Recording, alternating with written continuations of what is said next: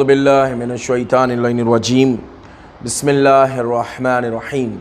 السلام علیکم ورحمۃ اللہ وبرکاتہ۔ محترم ناظرین کرام، آپ کی خدمات عالیہ میں ولادت باسعادت شریکۃ الحسین عالم غیر معلمہ عقیل بنی ہاشم حضرت زینب کبریٰ سلام اللہ علیہا کی مبارکباد و تہنیت پیش کرتے ہیں۔ جناب زینب کبریٰ سلام اللہ علیہا فصاحت و بلاغت میں علی مرتضیٰ کی مثال تھیں،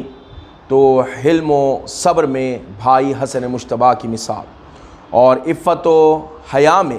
ورثہدار چادر تطہیر تھی، تو شجاعت و عزم و حوصلے میں شریکۃ الحسین۔ شہزادی زینب کبریٰ سلام اللہ علیہا کا مقام و مرتبہ اور فضائل کیا بیان ہوں،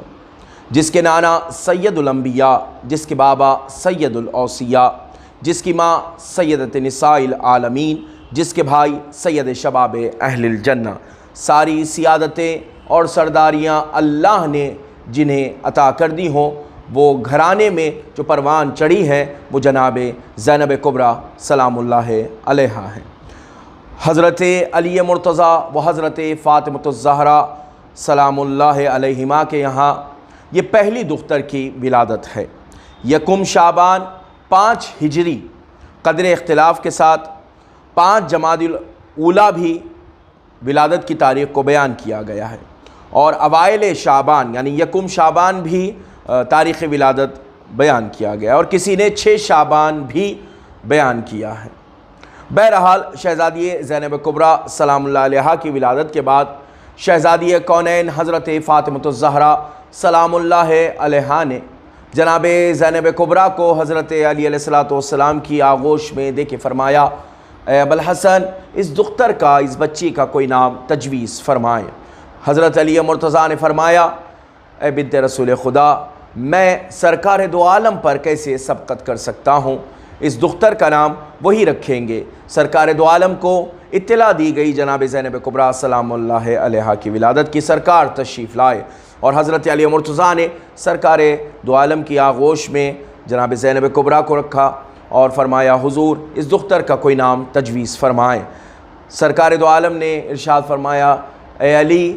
اس بچی کا نام، اس دختر کا نام رکھنے میں آپ مجھ پر سبقت نہیں کر سکتے، اور میں خدا پر سبقت نہیں کر سکتا، اس بچی کا نام وہی تجویز فرمائے گا۔ یہ گفتگو ہو ہی رہی تھی کہ سرکار دو عالم کی خدمت میں جناب جبرائیل حاضر ہوئے اور تحفے درود و سلام پیش کیا۔ اس کے بعد فرمایا، عرض کیا سرکار کی بارگاہ میں کہ حضور، پروردگار عالم تحفے درود و سلام آپ کی بارگاہ میں پیش کرتا ہے۔ اس کے بعد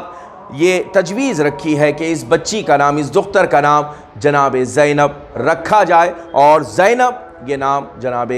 رسول خدا کے حوالے کیا گیا، اور سرکار دو عالم نے جناب زینب کبریٰ کا نام رکھا۔ اور جناب زینب کبریٰ کے فضائل و کمالات کے لیے یہی کافی ہے کہ جس کا نام نامی وحی خدا کے ذریعے سے رکھا جائے، اس کی عظمت اور وقار و فضیلت کا اندازہ کیا لگایا جا سکتا ہے کہ وحی خدا کے ذریعے سے جس کا نام رکھا جائے وہ جناب زینب کبریٰ ہیں۔ آغوش رسالت کی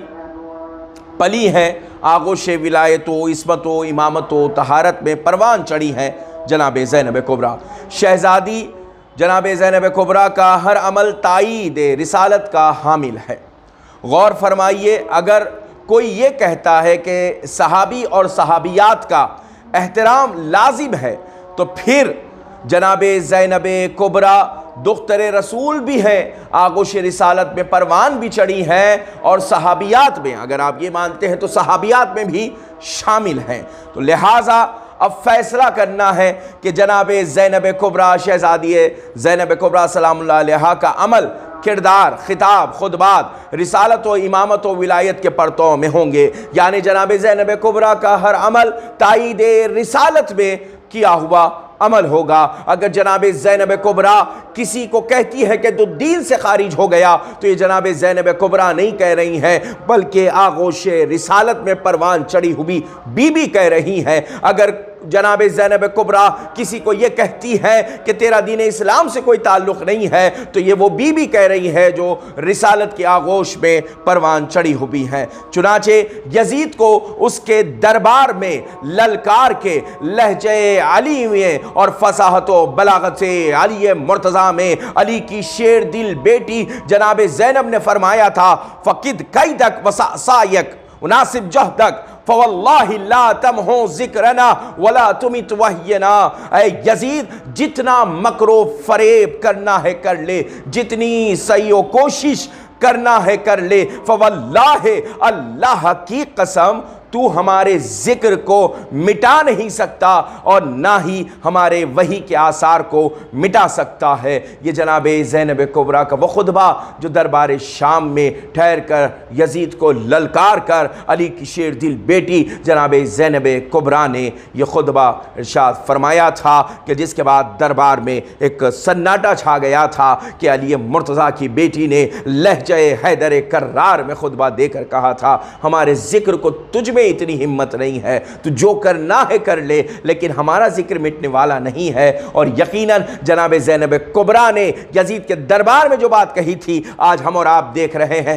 صدیاں گزر گئی ہیں مگر آج بھی اہل بیت علیہ السلام کا تذکرہ اسی عظمت و وقار کے ساتھ باقی ہے اور قیام قیامت تک باقی رہنے والا ہے۔ یزید اور یزیدیت فنا ہوئی اور جتنے دشمنان اہل بیت علیہ السلام ہیں وہ فنا ہوتے رہیں گے، مٹتے رہیں گے اور ایسے مٹیں گے نہ ان کی قبروں کا پتہ ہوگا نہ ان کی نسلوں کا پتہ ہوگا، لیکن آل محمد علیہ السلام کل بھی ان کا تذکرہ تھا، آج بھی ان کا تذکرہ ہے اور قیامت تک ان کا تذکرہ رہے گا۔ آپ تمام کی خدمات عالیہ میں ایک مرتبہ پھر جناب زینب کبریٰ سلام اللہ علیہا کی ولادت کی مبارکباد و تہنیت پیش کرتے ہیں۔ آپ ہمارے حق میں بھی دعا فرمائیے گا۔ السلام علیکم ورحمۃ اللہ وبرکاتہ۔